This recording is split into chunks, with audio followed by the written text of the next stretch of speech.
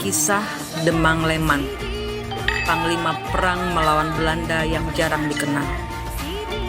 Beliau lahir tahun 1832 dengan nama Idis dan digelari Kiai Demang, yang merupakan gelar pejabat yang memimpin lalawangan atau distrik di Kesultanan Banjar. Demang Leman merupakan seorang ajudan dari Pangeran Hidayatullah II sejak tahun 1857. Oleh karena kesetiaan dan kecakapannya dan besarnya jasa sebagai panakawan dari Pangeran Hidayatullah II, dia diangkat menjadi Kiai Demang sebagai Kepala Distrik Riam Kanan.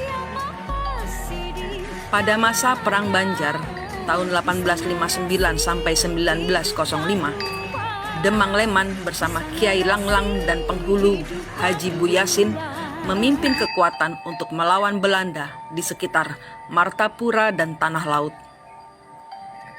Pada tanggal 30 Agustus 1859, Demang Leman berangkat menuju Keraton Bumi Selamat dengan 3.000 pasukan. Serangan yang tiba-tiba itu sangat mengejutkan Belanda.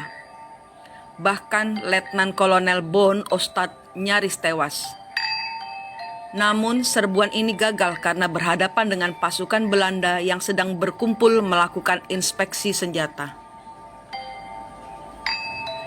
Sementara itu, kapal perang Bone dikirim Belanda ke Tanah Laut untuk merebut kembali benteng Tabanio yang telah dikuasai Demang Leman dalam sebuah pertempuran. Ketika pasukan Letnan Laut Kronental menyerbu benteng Tabanau, 9 orang serdadu Belanda tewas, sisanya mengundurkan diri dengan menderita kekalahan. Serangan kedua dilakukan oleh Belanda, namun benteng itu dipertahankan dengan gagah berani oleh Demang Leman dan Kiai Langlang dan penghulu Haji Buyasin. Karena serangan serdadu Belanda didukung oleh angkatan laut yang menembakkan meriam dari kapal perang, sedangkan pasukan darat menyerbu benteng Tabanio, Demang Leman beserta pasukannya lolos dengan tidak meninggalkan korban. Belanda menilai bahwa kemenangan terhadap benteng Tabanio ini tidak ada artinya. Jumlah sarana yang dikerahkan adalah 5 buah meriam dan sejumlah senjata yang mengkilap. Ternyata tidak berhasil melumpuhkan kekuatan Demang Leman. Selanjutnya Demang Leman memusatkan kekuatannya di benteng pertahanan Gunung Lawak di Tanah Laut. Benteng itu terletak di atas bukit. Di setiap sudut benteng dipersenjatai dengan meriam.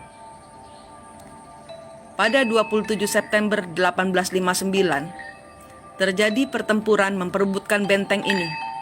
Dalam pertempuran yang sengit, pasukan Demang Leman mempertahankan benteng Gunung Lawak dengan gagah berani. Lebih dari 100 pasukannya gugur dalam pertempuran ini. Kekalahan ini tidak melemahkan semangat pasukan Demang Leman. Mereka yakin bahwa berperang melawan Belanda adalah perang sabil, atau mati dalam perang adalah mati syahid. Pada September 1859, Demang Leman bersama pimpinan lainnya seperti Muhammad Aminullah dan Tumenggung Jalil berangkat menuju Kandangan untuk merundingkan bentuk perlawanan terhadap Belanda. Pertemuan menghasilkan kesepakatan menolak tawaran Belanda untuk berunding. Para pejuang tersebut bersumpah mengusir penjajah Belanda dari bumi Banjar. Mereka akan berjuang tanpa kompromi.